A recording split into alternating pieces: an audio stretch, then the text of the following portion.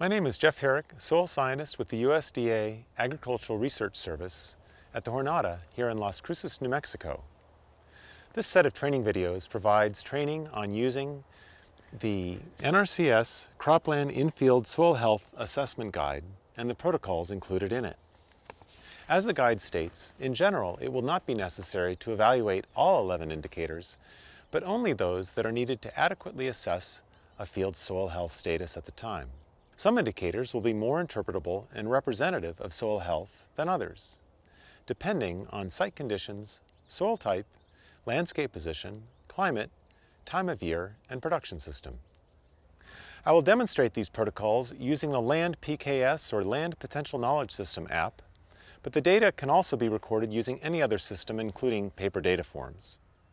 The Land PKS app allows you to do three things in addition to making a soil health assessment. The first is that it provides multiple categories for each indicator so that you are not limited to a yes/no response as you are on the standard data form. Multiple categories allow you to interpret your data for your own soil. The multiple categories also allow you to use the app to monitor changes in your soil over time. The second is that in many cases, such as soil surface crusting and penetration resistance, the app breaks out the indicator into key components, so you are sure to collect all the information you need. Third, and most importantly, the app allows you to determine what type of soil you have. Different soils in different climates have different potentials. For example, sandy soils and soils in dry climates have lower potential to accumulate soil organic matter and to form soil aggregates. So, let's get started. The first thing we need to do is to figure out what type of soil we have. In addition to helping interpret our data, we need to determine soil type if we want to compare two treatments. For example, I'd like to know if soil health is different in an abandoned garden.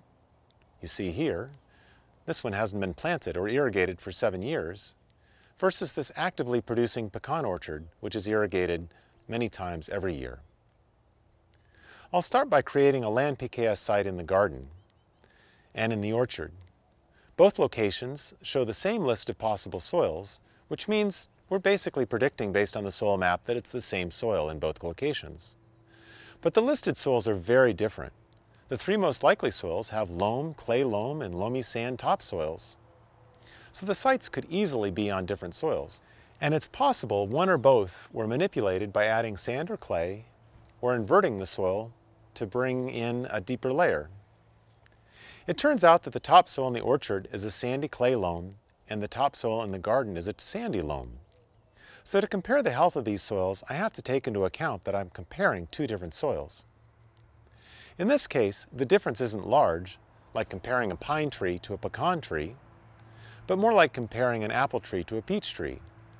A sandy loam and a sandy clay loam both have high potential for most soil health indicators, but the relative potential for each is greater for some indicators than for others. Finally, before beginning to record observations, we suggest you review the following settings on the Land PKS app.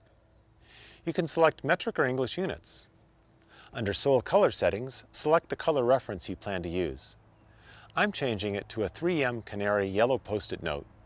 You can also change the language if you'd like, to Spanish for example.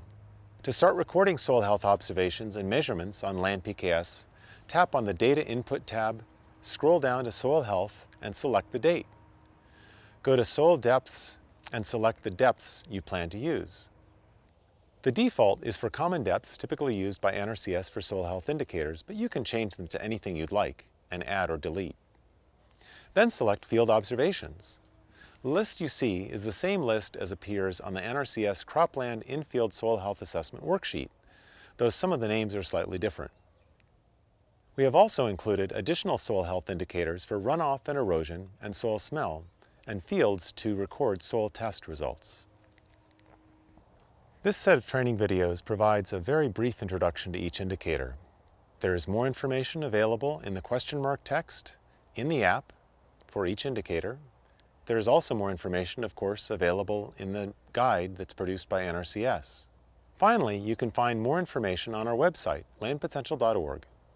On the website, you'll find more training videos and other training materials, and you can sign up for email updates to get the latest information about the Land PKS app as soon as it comes out.